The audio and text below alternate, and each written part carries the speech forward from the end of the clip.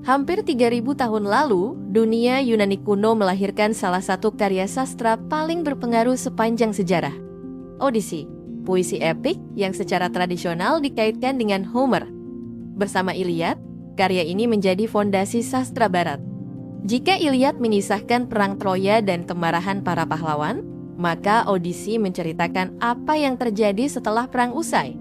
Perjalanan panjang seorang manusia yang hanya memiliki satu tujuan, yaitu pulang. Perang Troya sendiri akhirnya dimenangkan bangsa Yunani melalui kecerdikan Odysseus, Raja Ithaka. Ia menciptakan siasat kuda Troya, sebuah kuda kayu raksasa yang digunakan untuk menyusupkan pasukan ke dalam kota. Saat malam tiba, para prajurit keluar dari persembunyian, membuka gerbang dan menghancurkan Troya. Namun kemenangan itu bukanlah akhir dari penderitaan Odysseus. Justru sejak saat itulah ujian sesungguhnya dimulai. Odysseus bukanlah pahlawan terkuat seperti Achilles atau penguasa paling berkuasa seperti Agamemnon. Kelebihannya adalah kecerdasan. Ia mampu membaca situasi, menyusun strategi, dan bertahan ketika kekuatan saja tidak cukup. Namun kecerdasan itu juga kerap berubah menjadi kesombongan, kelemahan yang kemudian membawa banyak bencana. Di perjalanan pulang menuju Ithaka, Odysseus dan anak buahnya singgah di negeri bangsa Sikones. Setelah berhasil menaklukkan kota mereka, para prajurit Yunani larut dalam pesta kemenangan. Meski Odysseus telah memerintahkan mereka segera kembali ke kapal, mereka mengabaikannya. Bangsa Sikones kemudian menyerang balik dan menewaskan banyak prajurit. Sejak awal cerita, Homer menunjukkan bahwa manusia seringkali lebih mudah dikalahkan oleh kelemahannya sendiri daripada oleh musuh. Perjalanan berlanjut ke Pulau Lotus. Di sana tidak ada perang maupun monster, tetapi terdapat godaan yang jauh lebih halus. Penduduk pulau memberikan buah lotus kepada para pelaut. Siapapun yang memakannya akan melupakan rumah dan kehilangan keinginan untuk pulang. Odysseus segera menyadari bahaya itu. Ia memaksa anak buahnya kembali ke kapal dan melanjutkan perjalanan. Pulau Lotus menjadi lambang kenyamanan yang membuat manusia lupa pada tujuan hidupnya. Tak lama kemudian, mereka tiba di negeri Cyclops, makhluk raksasa bermata satu. Di sebuah gua, mereka bertemu Polyphemus, putra Poseidon. Sang raksasa mengurung mereka dan mulai memakan satu persatu anak buah Odysseus. Menyadari bahwa kekuatan tidak akan menyelamatkan mereka, Odysseus menggunakan kecerdasannya. Ia membuat Polyphemus mabuk dan memperkenalkan dirinya dengan nama Nobody atau tidak ada. Saat Cyclops itu dibutakan, ia berteriak meminta tolong bahwa tidak ada telah menyerangnya. Cyclops lain pun mengabaikan teriakannya. Keesokan harinya, Odysseus dan anak buahnya meloloskan diri dengan bersembunyi di bawah tubuh domba. Namun ketika kapal mulai menjauh, Odysseus melakukan kesalahan fatal. Ia tidak mampu menahan rasa bangga dan meneriakkan nama aslinya kepada Polyphemus. Sang Cyclops pun lalu berdoa kepada Poseidon agar Odysseus tidak pernah sampai ke rumah. Atau jika berhasil pulang, ia tiba dalam keadaan kehilangan segalanya. Sejak saat itu, Poseidon menjadikan laut sebagai penjara bagi Odysseus. Odysseus kemudian tiba di Pulau Eolia, tempat tinggal Aeolus, penguasa angin. Sebagai hadiah, Aeolus memberikan kantong berisi seluruh angin buruk, menyisakan satu angin yang akan membawa mereka langsung ke Ithaka. Selama 9 hari perjalanan berlangsung lancar, hingga rumah mereka hampir terlihat. Namun ketika Odysseus tertidur, anak buahnya membuka kantong itu karena mengira isinya emas. Semua angin buruk pun lepas, memunculkan badai yang menghempaskan kapal jauh dari Ithaka. Kesempatan pulang yang hampir tercapai, lenyap hanya karena rasa iri dan ketidakpercayaan. Penderitaan mereka berlanjut ketika memasuki wilayah bangsa Lastrygonians, raksasa pemakan manusia. Hampir seluruh armada Yunani dihancurkan.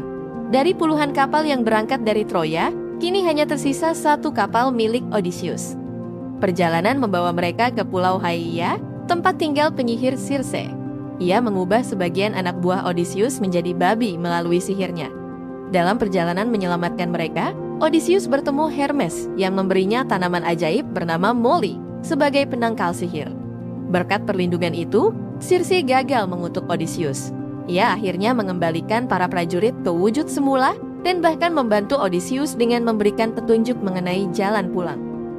Atas nasihat Circe, Odysseus harus terlebih dahulu pergi ke dunia bawah untuk menemui Nabi Tiresias.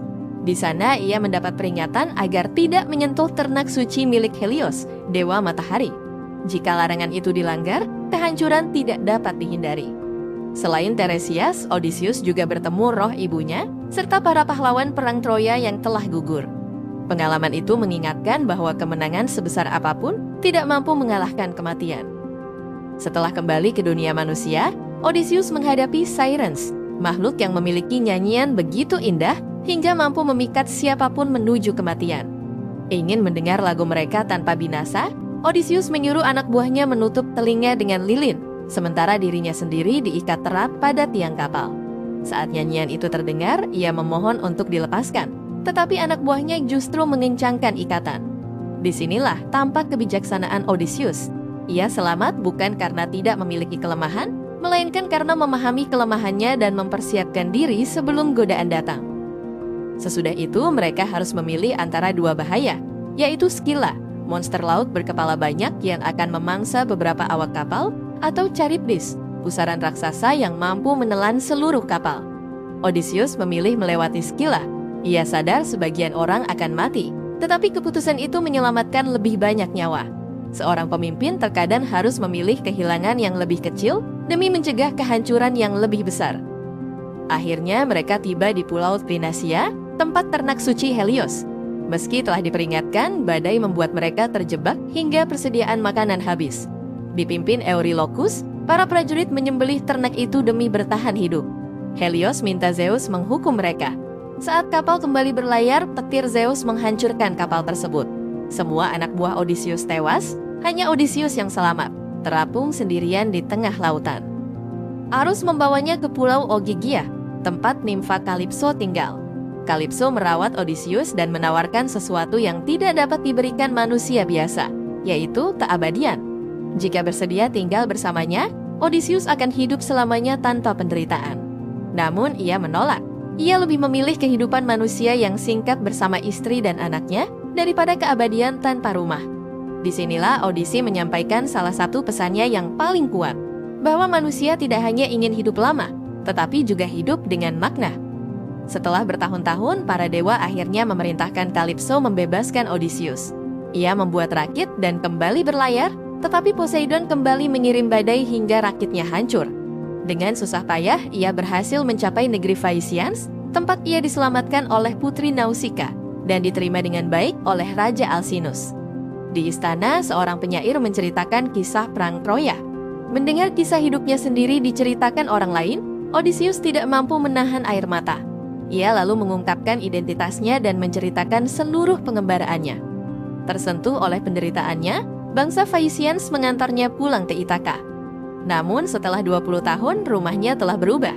Para bangsawan yang disebut para pelamar memenuhi istananya, menghabiskan hartanya, dan memaksa Penelope memilih suami baru. Mereka yakin Odysseus telah mati. Selama bertahun-tahun, Penelope bertahan dengan kecerdikannya sendiri. Ia berjanji baru akan memilih suami setelah menyelesaikan kain kafan untuk ayah Odysseus. Pada siang hari ia menenun, tetapi setiap malam ia menguraikan kembali hasil tenunannya. Sama seperti Odysseus bertahan di lautan dengan kecerdasan, Penelope mempertahankan rumahnya dengan kecerdikan. Setibanya di Ithaka, Athena menyamarkan Odysseus sebagai pengemis tua. Ia ingin mengetahui siapa yang masih setia. Di rumah pengembala Eumaeus, akhirnya ia bertemu putranya Telemachus yang kini telah dewasa. Setelah Athena memperlihatkan wujud aslinya, ayah dan putra itu bersatu dan menyusun rencana merebut kembali istana. Kemudian Penelope mengadakan perlombaan. Siapapun yang mampu menarik busur milik Odysseus dan memanahkan anak panah melewati sasaran akan menjadi suami mereka. Satu persatu para pelamar mencoba, tetapi tidak ada yang berhasil. Ketika pengemis tua itu meminta kesempatan, mereka menertawakannya. Namun Odysseus dengan mudah menarik busur itu dan melepaskan anak panah tepat mengenai sasaran. Saat itulah semua orang menyadari siapa dirinya. Dengan bantuan Telemachus dan pelayan yang setia, Odysseus membunuh seluruh pelamar dan merebut kembali kerajaannya. Namun Penelope belum langsung percaya. Ia menguji lelaki itu dengan memerintahkan agar ranjang pernikahan mereka dipindahkan. Odysseus segera marah, karena hanya mereka berdualah yang mengetahui bahwa ranjang itu dibuat dari pohon zaitun yang masih hidup, sehingga tidak mungkin dipindahkan. Mendengar jawaban itu, Penelope akhirnya yakin bahwa pria di hadapannya benar-benar suami mereka. Odysseus akhirnya kembali ke rumah setelah 20 tahun. Namun yang pulang bukan orang yang sama. Ia telah kehilangan kapal, pasukan, sahabat, dan sebagian besar hidupnya. Ia telah menghadapi monster, dewa, badai, dan godaan. Berkali-kali ia kehilangan identitas tetapi tidak pernah kehilangan harapan untuk pulang. Itulah sebabnya Odyssey tetap dikenang hingga sekarang. Kisah ini bukan sekedar petualangan seorang raja Yunani, melainkan gambaran tentang perjalanan setiap manusia. Tentang menghadapi godaan, kesalahan, kehilangan, dan perubahan. Tentang memahami bahwa kemenangan bukan soal mengalahkan musuh, tetapi juga mengalahkan kelemahan diri sendiri. Odyssey mengajarkan bahwa rumah bukan sekedar tempat yang ingin kita tuju, melainkan alasan yang membuat kita terus bertahan, bahkan ketika seluruh dunia berusaha menghalangi langkah kita.